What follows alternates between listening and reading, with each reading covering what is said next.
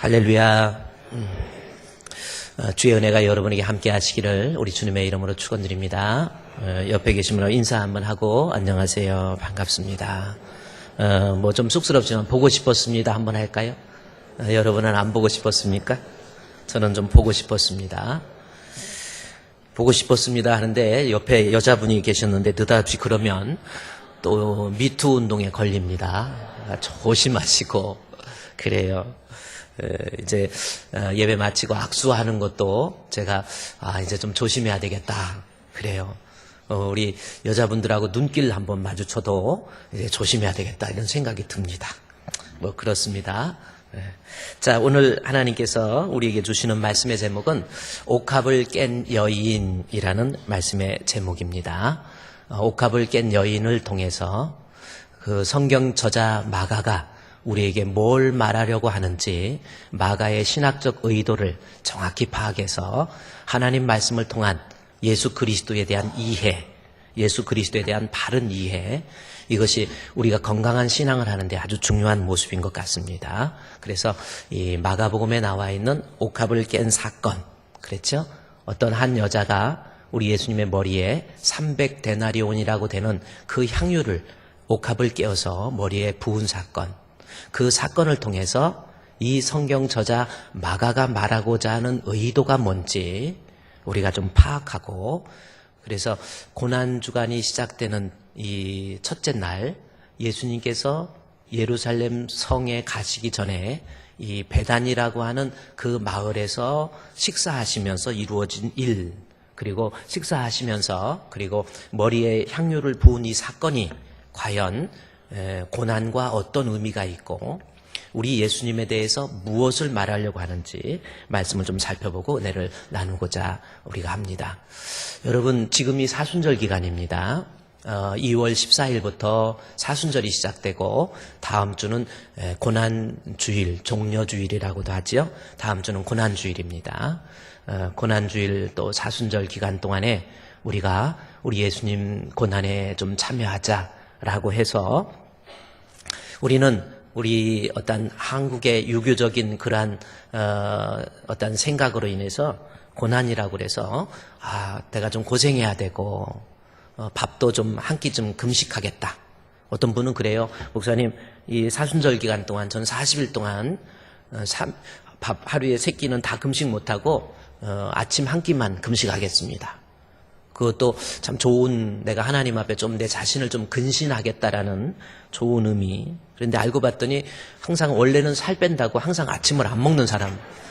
그런데 이번에 금식으로 치겠다 그러는데 그것은 금식이 아닙니다. 그렇죠?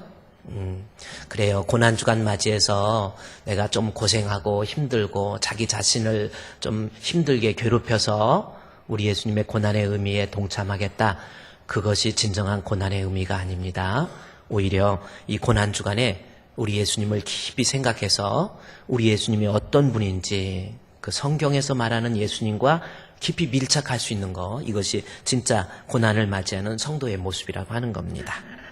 자, 그러면 우리 예수님이 어떤 분이신지 오늘 이 옥합을 깬 여인의 사건을 통해서 우리 예수님에 대해서 우리가 지금 제대로 알고 있는지, 예수님은 왜 십자가에 못 박혀 죽으셔야 되는지 이 성경을 통해서 좀 살펴보자 그 말씀입니다. 옥합을 깬 사건은 여러분이 한번 성경을 우리가 한번 제대로 배워보면 마가복음 14장 3절부터 9절까지 한 여인이 옥합을 깬 사건이 기록되어 있습니다. 예수님께서 십자가에 못 박혀 죽으시기 위해서 예루살렘에 가시다가 그 조그마한 마을 베다니에서 시몬의 집에서 식사를 하시는 중에 한 여인이 옥합을 깨서 예수님의 머리에 부은 사건이에요. 자, 이 사건이 고난의 시작을 앞두고 서론격으로 우리에게 고난 받으시고 십자가에 죽으시는 예수님이 어떤 분인가라고 하는 것을 이 하나의 사건을 통해서 우리에게 말해주고 있다라는 겁니다. 그래서 기독교의 핵심은 십자가잖아요. 십자가의 핵심, 결국 예수 그리스도의 죽으심인데 예수님에 대한 정확한 이해가 있어야 그 사람이 진짜 예수 잘 믿는 거예요. 그래서 이 옥합을 깬 사건을 통해서 예수님이 어떤 분인가라고 하는 거, 한결같이 예수님한테 초점을 맞춰서 마가가 이야기하고 있다라는 겁니다. 마태, 마가, 누가, 요한 이것을 사복음서라고 합니다. 그리고 요한복음이 빠진 책을 공관복음이다 그렇게 얘기해요. 그런데 사복음서의 내용을 봤더니 사복음서 전체의 내용에 이 옥합을 깬 여인의 사건이 다 들어가 있어요. 여러분이 성경을 읽다가 보면 마가복음에는 있지만 마태복음에는 없는 사건도 있고 또 요한복음에는 있지만 마가복음에는 없는 사건도 있고 그렇습니다.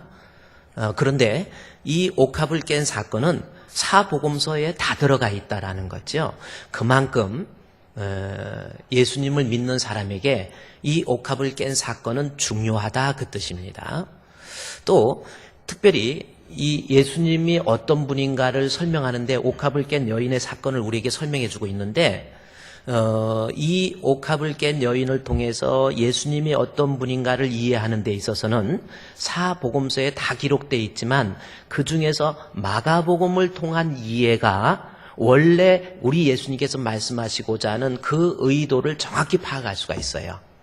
왜 그런지 아십니까? 마가복음이라고 하는 것은 사복음서에서 어떤 위치에 있느냐면 마가복음은요, 다른 마태, 누가, 요한복음의 원본이에요. 어떤 분은 그걸 잘 모르시더라고요. 그래서 사복음서에 뭐 오병이의 기적도 있고 무리를 걸으신 예수님이 있고 안진뱅이 일으킨 사건이 있고 그래서 마태라는 기자, 마가라는 기자, 누가라는 기자, 요한이라는 기자가 예수님 뒤를 쫓아다니면서 같이 그 사건을 기록한 것으로 그렇게 생각하는데 그렇지 않습니다. 사복음서 중에서 제일 먼저 기록한 책이 어느 책인 줄 아세요? 마가복음입니다. 사복음서 중에서 제일 짧은 책이 어느 책인 줄 아세요? 마가복음입니다. 이것은 어떤 의미냐면 원래 사복음서, 즉 마가복음이 원본이에요. 오리지널입니다. 마가복음의 원본이고 그 원본을 보고 마태가 마태의 특별한 신학적 의도를 가지고 그 사건을 재구성한 것이 마태복음이고 요한복음은 요한이 마가복음을 보고 그 사건을 요한의 입장에서 요한의 신학적 의도를 가지고 재해석한 것이 요한복음이에요. 누가복음도 마찬가지입니다. 마가복음이 원본이에요. 그래서 제일 짧고 제일 먼저 기록. 나중에 이제 사람들이 이렇게 하다가 보면 덧붙이다가 보니까 길어지기도 한 거지요. 그래서 따라서 마가복음의 신학적 위치가 원본이기 때문에 마가복음을 통해서 십자가에 못 박혀 죽으시는 예수님이 어떤 분인가를 설명하는 이 부분을 이해해야 우리가 믿는 예수님 그리고 대속의 죽음이 과연 어떤 의미가 있는지를 정확히 파악할 수가 있어요. 자, 이것이 어떤 의미냐면 예를 들어서 요한복음 12장에도 이 여인의 이야기가 나옵니다. 그런데 요한복음 12장 1절, 2절, 3절, 2절 말씀해 보면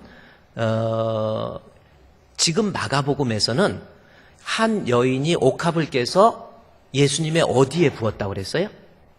여기 오늘 읽었던 마가복음에는 머리에 부었어요. 그런데 요한복음 3장에 보면 예수께서 베다니 나병 환자 심은 마리아는 지극히 비싼 향유 곧 순전한 나드 한 근을 가져다가 예수님의 발에 부었다고 그럽니다.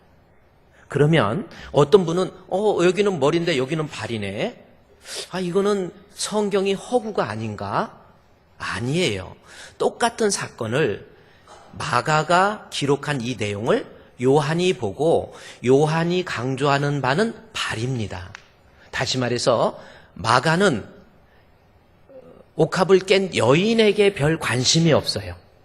초점은 예수예요. 그러나 요한은 초점을 이제 마리아에게 돌려서 마리아에게 드려진 마리아가 예수님께 드린 엄청난 희생, 즉 헌신을 강조하기 위해서 발에 부었다라는 말로서 표현하고 있습니다. 물론 이 사건은 옥합을 깨서 머리에 부었는데 그것이 한 나드면은 상당한 많은 양의 향유인데 그 향유가 머리에 넘쳐서 발바닥까지 흘러내린 거예요. 그런데 똑같은 사건을 요한은 자기의 신학적 의도를 가지고 마리아의 섬김을 강조하기 위해서 발에다가 부었다라고 표현한 것뿐이라는 겁니다. 자, 그러면 우리가 어쨌든 이 사복음서 중에서 따라서 마가복음에서 예수님이 어떤 분인가라고 하는 것을 이해해야 우리가 신학적으로 건강한 성도가 될 수 있다라는 겁니다. 그러면 우리가 이제 이 말씀을 한번 공부해 보면 마가복음 14장 3절 말씀에 예수께서 베다니 나병 환자 시몬의 집에서 한 옥합을 깬 사건 이전에 14장 1절부터 보면 이틀이 지나면 유월절과 무교절이라 대제사장들과 서기관들이 예수를 흉계로 잡아 죽일 방도를 구했다. 그 말씀이 먼저 나와요. 자, 대제사장과 바리새인들이 예수님을 잡아서 십자가에 넘기려고 하는 그러한 흉계가 있었다. 그렇게 기록을 한 겁니다. 그 기록을 한 다음에 그 다음에 옥합을 깬 사건이 나와요.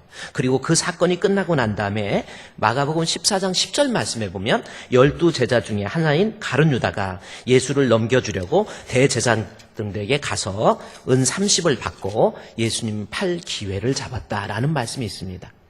자, 예수님을 바리새인들이 잡아서 그 흉계를 꾸미고 유다는 예수님을 배신해서 예수님을 넘겼다라는 이 사건. 그리고 그 가운데 옥합을 깬 여인의 사건이 들어있다라는 겁니다. 여러분이 마가복음을 좀 깊이 보면 마가의 특별한 성경 기술하는 데 있어서 특별한 특징이 있어요. 그것은 뭐냐면 샌드위치 기법이라고 합니다. 자, 샌드위치 기법이라고 하는 것은 어떤 일정한 틀이 두 개가 있고 그 가운데 중요한 핵심적인 의미를 담고 있다라는 겁니다.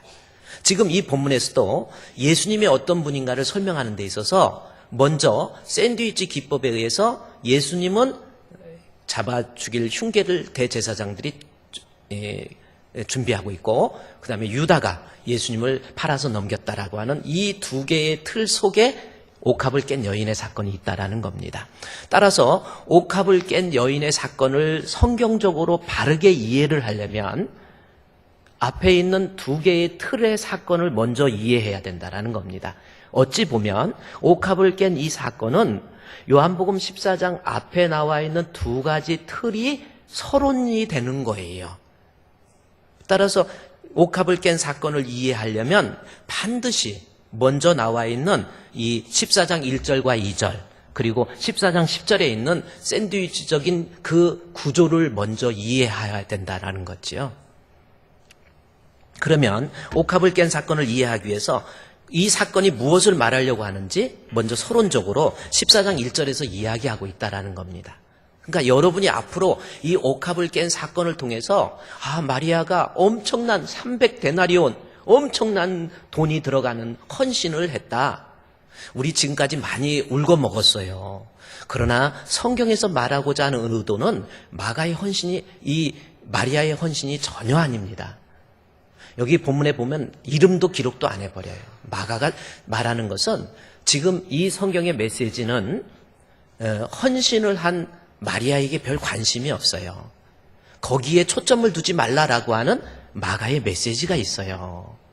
그것을 간과하면 성경을 왜곡해서 해석할 수밖에 없는 겁니다. 따라서 이 마가가 말하고 있는 옥합을 깬 여인의 사건을 제대로 해석하려면 14장 1절의 이 서론격인 이 두 개의 기둥부터 이해해야 돼요. 자, 그러면 14장 1절을 한번 보십시오.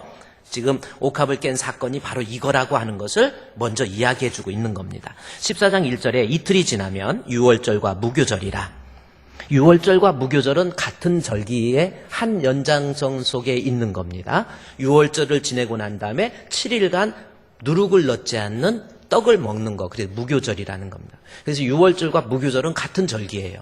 그런데 지금 마가는 의도적으로 유월절, 무교절을 강조하고 있다라는 겁니다. 유월절과 무교절에 예수님을 잡아 죽일 흉계를 꿰다.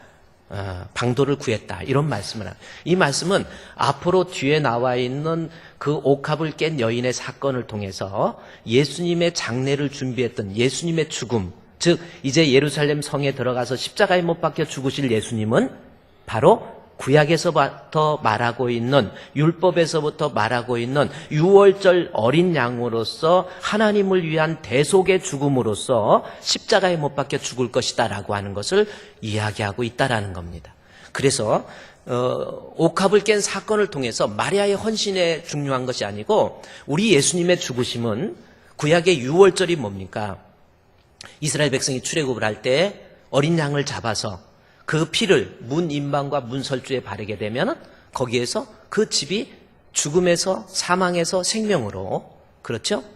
지옥에서 천국으로 옮겨질 수 있는, 죽음이 건너가는, 그게 유월절이에요. 뭘 통해서? 어린 양의 대속의 죽음을 통해서. 지금 본문에서 14장 1절에서 유월절과 무교절을 지금 강조하는 이유는 앞으로 일주일, 금요일, 지금 월요일이란 말이에요. 금요일 십자가에 못 박혀 죽으실 우리 예수님은 우리의 죄를 대신 죽으신 대속의 죽음으로써 유월절 어린 양으로 십자가에 못 박혀 죽으실 것이다 라고 하는 것을 말하겠다라고 하는 옥합을 깬 사건에 대한 결론적인 내용을 앞에다 끌어온 겁니다. 따라서 옥합을 깬 사건을 이해할 때 우리는 한결같이 우리를 대속해 죽으실 예수님에 대해서 초점을 둬야 돼요.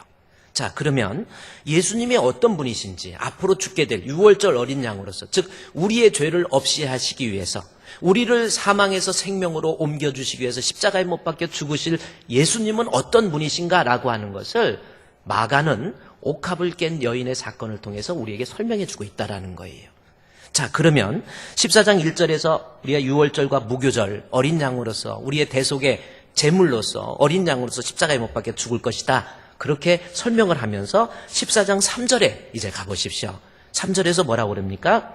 제가 3절을 읽어드리면 예수께서 베다니 나병 환자 시몬의 집에서 식사하실 때에, 우리는 이 말씀을 읽으면서 별 느낌이 없어요. 아, 예수님께서 베다니 나병 환자 시몬의 집에서 식사하셨구나, 이렇게 생각을 할 수가 있습니다. 아닙니다. 이거는 지금 이것을 읽고 있는 유대인들에게는 엄청난 충격이에요. 이것은 마가가 의도를 가지고 예수님이 어떤 분이신가라고 하는 것을 스케치해서 그림을 그려서, 그림 언어지요, 그림을 그려서 독자에게 던져주는 거예요. 예수님이 어떤 분인가를 말하기 위해서 베다니 나병 환자 시몬의 집에서 식사를 하셨다. 자, 그러면 이것이 어떤 그림이냐면, 여러분, 여기 베다니라고 하는 지역이 있는데 그것은 예루살렘으로 올라가기 전에 옆에 있는 조그마한 마을에 있는 문둥병자들이 모여있는 그러한 조그마한 마을입니다. 그 문둥병이라고 하는 시몬의 집, 시몬의 이름까지 여기에 기록하고 있죠. 시몬은 아마 마리아에게 있어서 형부, 그러니까 마리아의 언니 마르다 있죠. 마르다의 남편, 일전에 문둥병 걸렸는데 고침을 받은 사람이다, 이렇게 보고 있습니다. 그런데 예수님이, 만왕의 왕이 되신 예수님이, 우리의 구주라고 하시는 예수님이 문둥병자의 집에 가서 식사를 하셨다? 유대인들에게는 도저히 받아들일 수 없는, 용납할 수 없는 사건이에요. 왜 그러냐면, 자, 먼저 문둥병이라고 하는 것은 유대인들의 세계관 속에서 종교적 입장에서 이해를 해야 되는데, 문둥병이라고 하는 것은 단순하게 내 육체적인 질병의 하나로서의 문둥병이 아니라는 겁니다. 유대인에게 있어서 문둥병은 하나님으로부터 버림받고 하나님으로부터 저주를 받은 죄인들이라고 하는 종교적 의미로서의 질병을 문둥병이라 그럽니다. 자, 그러면 마가가 그려놓은 그림을 봤더니 문둥병의 집, 죄인의 집이에요. 하나님으로부터 버림받고 하나님으로부터 저주받고 도저히 희망도 없고 소망도 없고 죽을 수밖에 없는, 버림받을 수밖에 없는 그러한 시몬의 집에서 예수님이 식사를 하신 겁니다. 이게 유대인들에게 받아들일 수 있는 일입니까? 율법적으로 받아들일 수가 없어요. 또한 여기에서 식사라는 것이 어떤 의미인가, 이거를 알아야 돼요. 유대인들에게 있어 식사는, 우리도 식사를 꽤 귀하게 여기죠?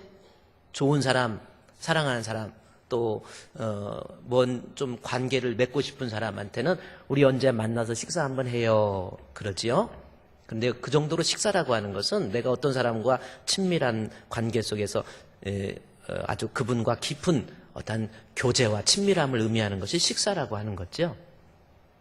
되게 보기도 싫은 사람, 생각만 해도 막 화가 치밀어 올라오는 사람하고 만나서 식사하면 밥 맛있습니까? 밥이 안 넘어가죠? 자, 그런데 유대인들에게서 식사는 그 정도의 개념이 아니에요. 완전한 가족과 같은 친밀함.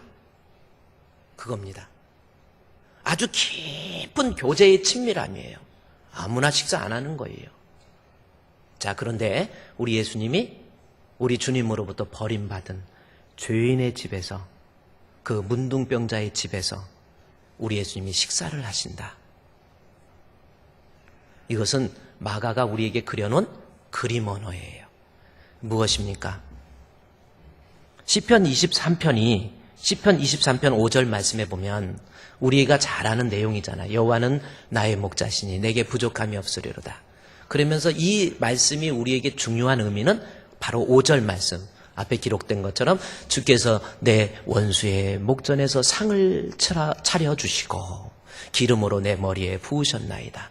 바로 요겁니다. 여기서 상은 무슨 상급이 아니에요. 밥상입니다. 밥상을 차렸다라는 거예요. 우리 주님께서, 여호와 하나님께서, 만왕의 왕께서 나 같은 죄인을 불러서 식사를 했다? 무슨 뜻입니까? 식사는 가족과의 관계 속에서 이루어지는 깊은 친밀함이라고 그랬죠. 감히 고개를 들 수 없는 죄인인데 나 같은 것을 하나님이 불러서 하나님의 자녀, 하나님의 가족의 자리에 만들어주셨다라고 하는 그러한 의미가 주께서 원수의 앞에서 내게 상을 베풀어 주셨다, 그 말씀이에요. 구약에 능통한 마가가 지금 우리 예수님이 어떤 분이신가를 그림으로 그려놨다니까요. 문둥병 걸려서 죄인으로서 우리 하나님 앞에 저주받고 버림받고 죄인으로서 아무런 희망도 없고 소망도 없고 이제는 멸망할 수밖에 없는 그 문둥병과 같은 나와 함께 우리 예수님이 나를 친히 불러서 우리 주님 앞에 감히 내가 식사할 수 있도록 나를 하나님의 자녀의 반열에 세워주신 우리 주님의 모습을 그려놓는 거예요. 식사의 그림을 통해서 지금 마가가 말하고자 하는 것은 나 같은 죄인, 주님 앞에 아무런 소망도 없고 죽을 수밖에 없는, 버림받을 수밖에 없는, 아무것도 주님 앞에 내놓을 수 없는 나 같은 죄인을 위해서 상을 베풀어 주시고 나를 하나님의 자녀의 반열로 세워주신 우리 주님의 자비와 긍휼과 구원이 임하고 있는 그 모습을 그림으로 그려낸 내용이 배다니 나병 환자 시몬의 집에서 우리 예수님이 식사 베풀어 주신, 나를 구원해 주시는 나 같은 죄인, 나 같은 버림받은 이 죄인을 위해서 상을 베풀어 주시고 나를 하나님의 자녀로서 우리 주님의 가족으로서 품어주시는 우리 주님의 지극히 크신 사랑을 우리에게 표현하는 그림이라는 거예요. 저는 이 말씀을 보면서 정말 하나님 앞에 하나님 크신 사랑은 증량다 못하며 영원히 변치 않는 사랑 성도여 찬양하세. 제가 이 말씀을 준비하면서 나 문둥병 걸려서 나 주님 앞에 버림받고 나 주님 앞에 내놓을 것 없고 나 주님 앞에 아무런 소망도 없는데 나 같은 것을 위해서 상을 베풀어 주시고 나와 함께 식구가 되어서 같이 음식을 나누기를 원하시는 우리 주님 구원의 모습이 나에게 뻗쳐오는 그러한 모습을 내가 느낄 수 있었다라는 겁니다. 지금 마가는 옥합을 깬 사건을 통해서 바로 우리 예수님은 죄인을 구원하시기 위해서 이 땅에 오셨다. 그리고 나를 하나님의 자녀의 권세로 회복시켜 주셨다라고 하는 것을 식사의 모습을 통해서 우리에게 설명해 주고 있다라는 겁니다. 유대인들에게는 엄청난 반발이에요. 아니 어떻게 죄인과 함께 식사를 한단 말인가? 엄청난 반발이 있었지만 그래도 예수님이 어떤 분인가라고 하는 것을 마가를 통해서 그려놓는 구원의 그림이 우리에게 임하고 있다라는 것을 우리에게 설명해 주고 있다는 겁니다.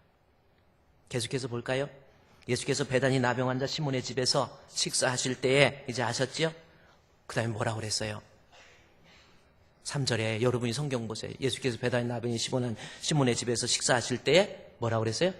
한 여자가 매우 값진 향유 곧 순전한 나드 한 옥합을 가지고 와서 그 옥합을 깨트려 예수님의 머리에 부었다. 여기에서 우리가 또 이 성경을 해석할 때 간과해서는 안 될 부분이 하나 있습니다. 그게 뭔지 아십니까? 여기에서 한 여인, 한 여자가 바로 이 말씀이에요. 이 사람이 누굽니까? 요한복음에서는 기록하고 요한복음 12장 6절 1절부터 보면은 이 여자의 이름이 기록되어 있어요. 누구예요? 좀 보면서 얘기 누구예요? 이 여자가? 마리아는 지극히 비싼 향유. 그런데 마가복음 14장 저거는 요한이 자기의 의도를 가지고 마리아 이름을 쓴 거고 원래 본문에서는 마가복음 14장 3절에서 시몬의 집에서 식사하실 때 이름이 있어요? 없어요? 이름이 없어요. 그러면 마가가 과연 이 사람이 누군지 몰라서 이름을 안 썼나요? 이 사람이 이름이 누군지 몰라서 안 썼나요? 아니에요. 마가의 적극적 의도가 그 속에 숨어져 있다는 겁니다. 오히려 일부러 이름을 안 쓴 거예요. 왜? 이 말씀은 어떤 의미입니까? 이 옥합을 깬 사건에 있어서 주인공은 여자가 아니라는 겁니다. 이름을 기록하고 엄청난 300데나리온의 희생을 기록하다가 보면 이 옥합을 깬 사건을 통해서 말하고자 하는 메시지가 흐려지는 거예요. 다시 말해서 옥합을 깬 사건을 통해서는 이 여인이 주인공이 아니라는 겁니다. 그래서 일부러 이름을 뺀 거예요. 여자의 이름을 뺀 겁니다. 또 4절 말씀에서 보면 어떤 사람이 화를 내어 서로 말하되 요한복음 12장 4절에 보면 여기서 어떤 사람은 또 누군지 아세요? 가룟 유다예요. 가룟 유다 이름도 뺐습니다. 좋습니다. 우리 지금까지 성경을 배우면서 좀 죄송스럽지만 우리 목사님들이 많이 울고먹은 내용이 바로 이거예요.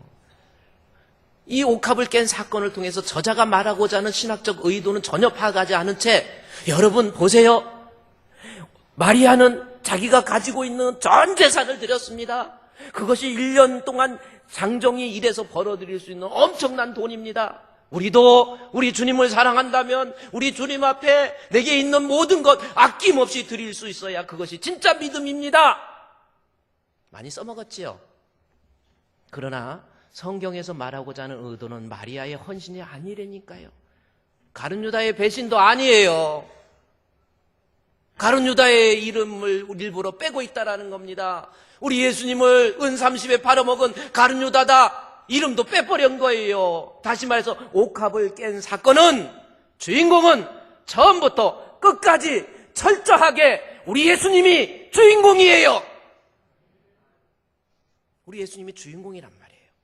그래서 그 예수님이 어떤 분인가를 가장 잘 설명하기 위해서 어떤 한 여인이라고 하는 이름, 마리아의 이름도 빼버립니다.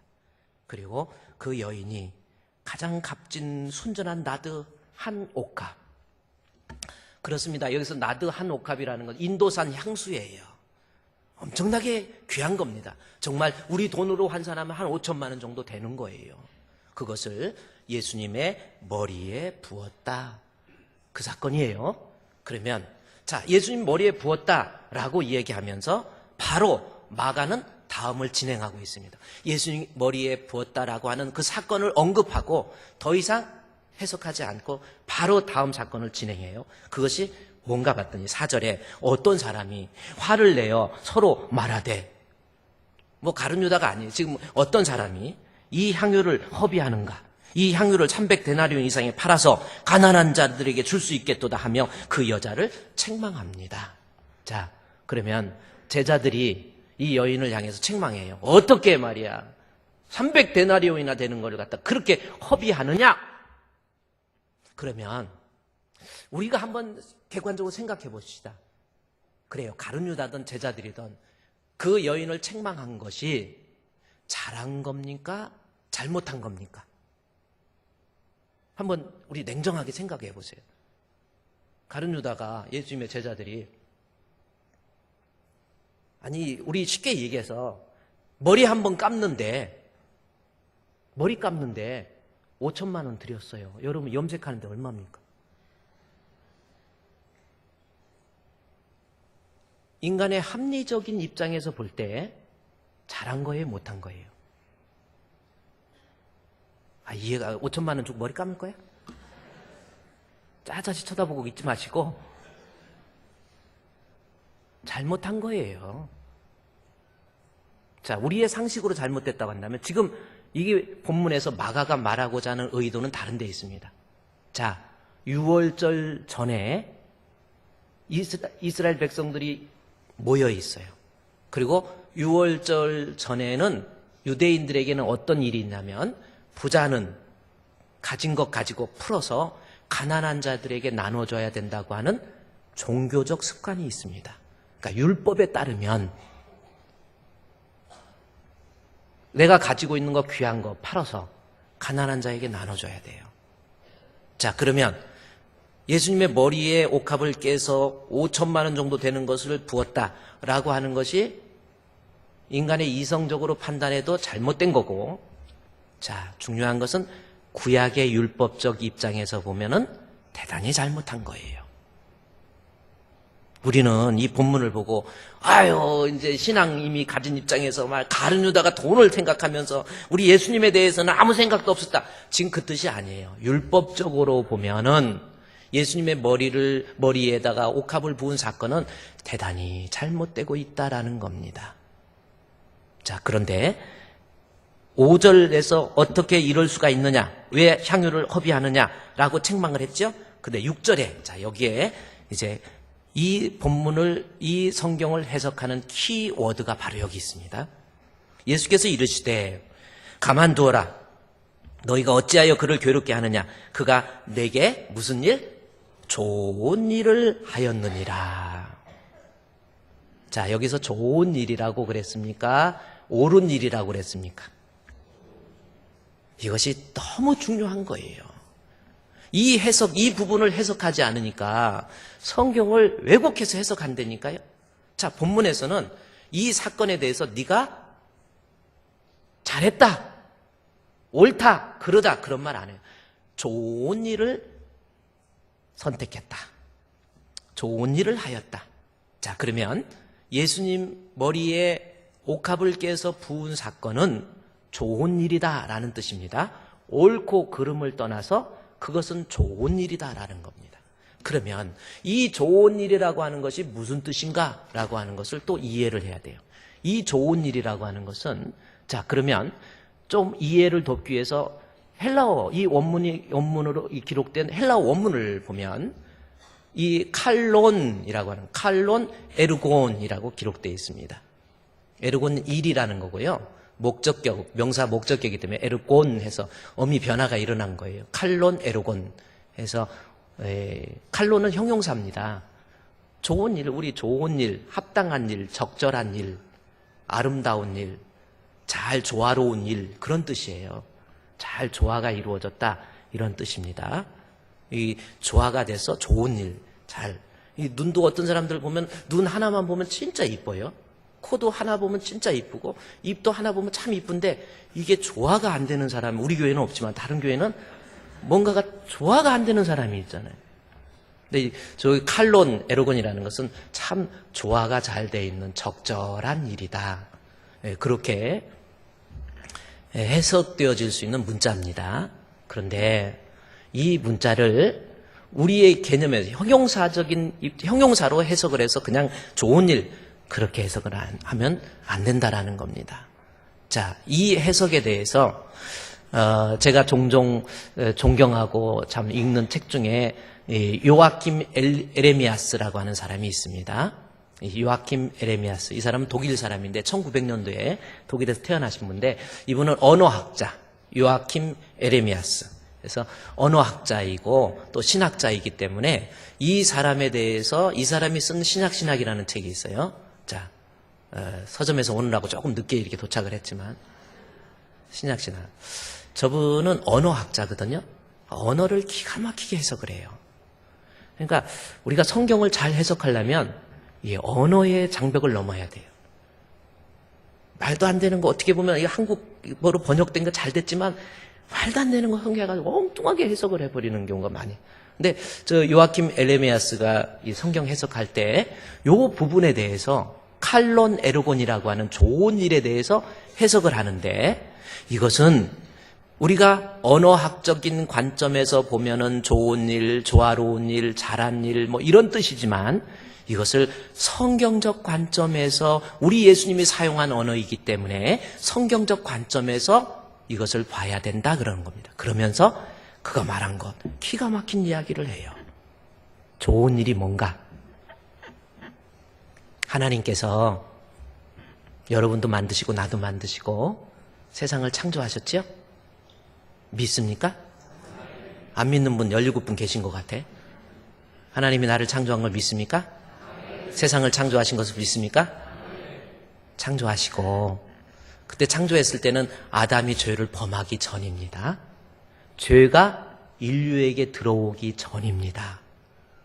죄가 인류에게 들어와서 그로 인해서 인류가 파멸, 그게 무슨 뜻이냐면 하나님의 형상이 파괴가 돼버려요.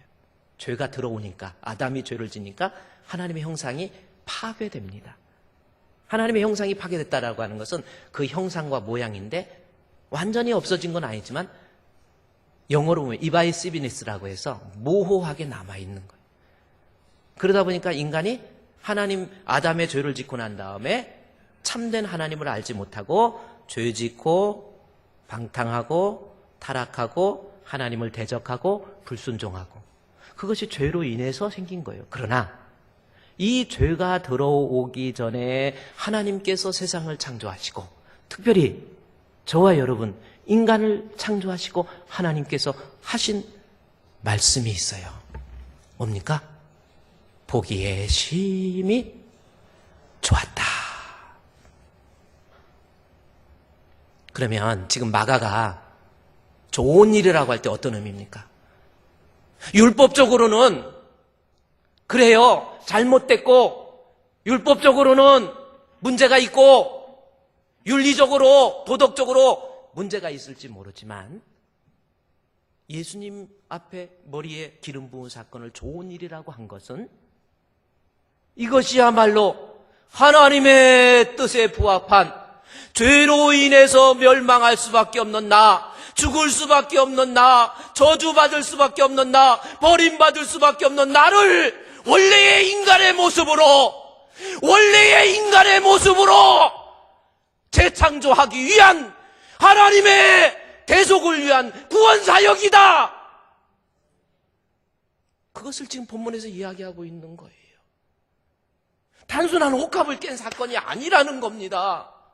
이 사건은 죄가 들어오기 전 하나님 보시기에 좋았던 그 모습으로 우리 예수님의 죽으심은 나의 죄를 없이 해주시고 나를 죄에서 구원해 주셔서 나를 하나님의 자녀의 권세로 회복시키기 위한 대속의 죽음이다. 이것을 좋은 일이라고 하는 하나의 키워드를 통해서 우리에게 설명해 주고 있는 거예요. 마가의 주장을 보십시오. 6절에 가만두어라, 그가 내게 좋은 일을 하였느니라. 가난한 자들은 항상 너희와 함께 있으니 아무 때라도 원하는 대로 도울 수 있거니와 나는 너희와 항상 함께 있지 않는다. 예수님의 죽으심을 이야기하는 거예요. 대속의 죽음을 이야기하는 겁니다. 예수님의 죽으심. 그래서 8절에 그가 힘을 다하여 내 몸에 향유를 부어 내 장례를 준비하였느니라. 그렇습니다. 예수님의 옥합을 부은 이 사건은 예수님께서 이제 십자가에 못 박혀 죽으시는 것은, 6월절 어린 양으로서 우리 예수님이 십자가에 못 박혀 죽으시는 것은 나를, 죄인된 인간을 회복해서 하나님의 자녀의 권세, 지옥에서 천국으로 옮겨주시기 위한 대속의 죽음, 그것을 마가를 통해서 우리에게 이야기해 주시는 거예요. 마리아의 희생입니까? 가룟 유다의 배신입니까? 아니에요. 예수님 머리에 기름 부은 사건을 통해서 이제 율법적으로는 아무런 가망도 없고 소망도 없고 아무런 해결할 수 있는, 이제는 죽을 수밖에 없는 문둥이와 같은 나 같은 죄인, 내 죄를 없애주시고 하나님의 자녀의 권세로서 주님과 함께 식사를 나누고 하나님의 아들의 권세를 회복시키기 위해서 우리 예수님은 십자가에 못 박혀 죽으신다. 이것을 예수님의 고난이 시작하기 전에 서론적으로 예수님의 죽으심에 대한 내용을 우리에게 던져주고 있는 말씀이라는 겁니다.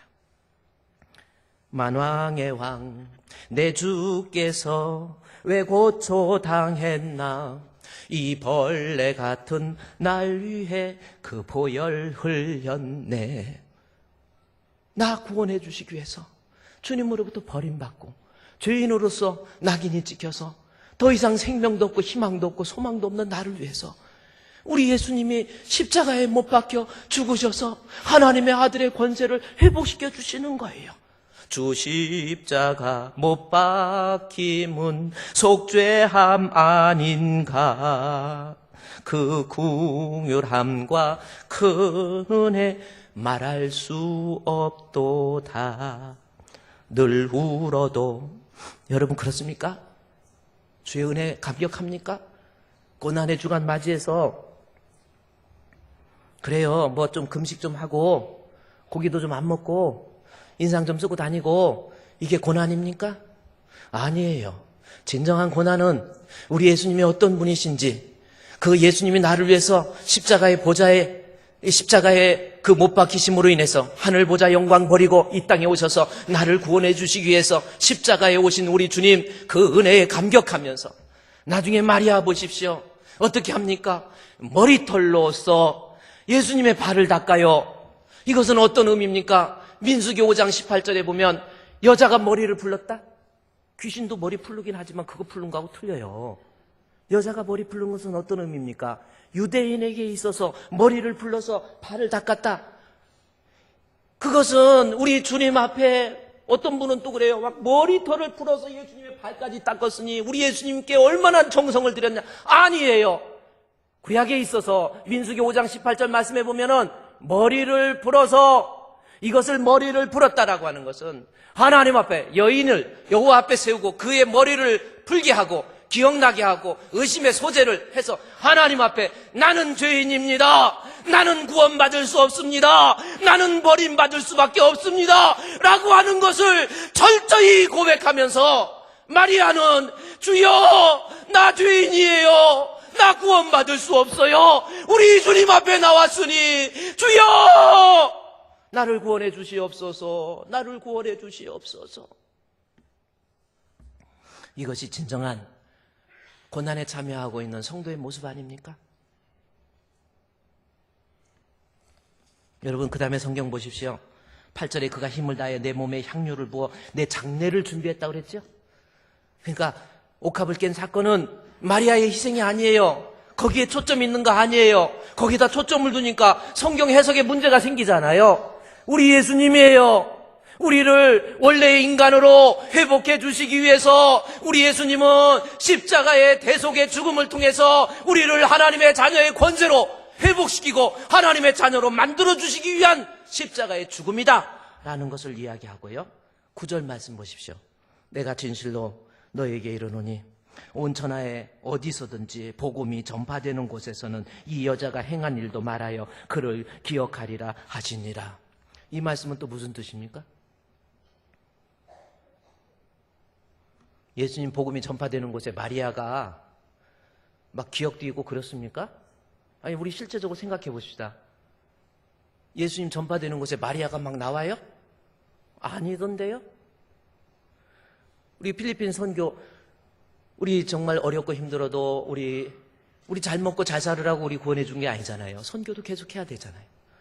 이번에도 필리핀 선교에 가서 우리 권영수 선교사님 참 대단하세요. 그런데 선교를 하면서 마리아가 증거됩니까? 아니에요. 이 본문을 자세히 보십시오. 9절에 이 복음이 전파되는 것에 이 여자가 행한 일도 말아요.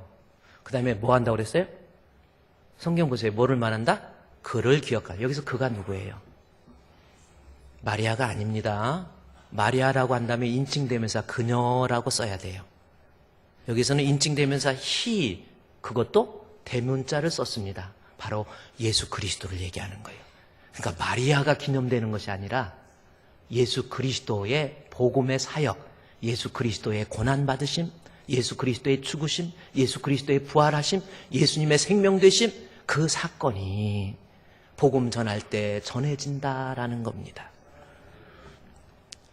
그 사건을 제대로 접하지 못한 사람, 예수님의 죽으심, 예수님의 부활하심, 예수님의 하나님 되심에 대해서 내가 아직도 그 복음을 접하지 못하고 교회를 다니지만 그냥 습관적으로 다닌다든지 아직도 예수님이 나의 구주라고 하는 생명의 주에 대한 고백이 없는 사람, 아직 복음 받지 못한 사람입니다. 이 고난주간을 맞이해서 여러분, 우리 예수님 우리의 죄를 대속해서 십자가에 못 박혀 죽으셔서 나를 하나님의 자녀의 권세로 회복시켜 주셨어요. 그 구원의 감격, 그 복음의 내용이 내게 있어야 돼요. 십자가를 통과하지 않는 신앙은 진짜 신앙이 아닙니다. 믿음이 없이도 장로될 수 있어요. 벌써 딱 보면 압니다. 뭐 기도를 해봐도 벌써 기도에 벌써 그게 달라요. 찬송도 마찬가지예요. 믿음이 없이도 찬송할 수 있습니다. 그러나 거기에 하나님 앞에 인정받는 그 복음이 녹아져 있는 그 찬양, 벌써 느낌이 틀려요. 기도도 틀립니다. 벌써 딱 보면 알아요. 믿음이 없이도 목사 될 수 있잖아요. 복음이 우리 안에 들어와야 돼요. 예수님 날 위해서 죽으시고 예수님 부활하셔서 우리의 생명의 주가 되시며 내가 이 땅에 살면서 우리 예수 그리스도를 믿는 믿음, 죽을 때까지 지킴으로 나는 영생을 얻을 수 있다라고 하는 그러한 복음을 여러분이 접할 수 있는 복된 고난의 날 사순절 기간이 되시기를 주의 이름으로 축원드립니다. 이 시간에 이제 하나님 앞에요, 우리 기도합시다. 여러분 정말 고난의 예수님 믿고 있습니까? 그 복음이 여러분의 마음에 와닿고 있습니까? 정말 예수님이 내 안에 계십니까?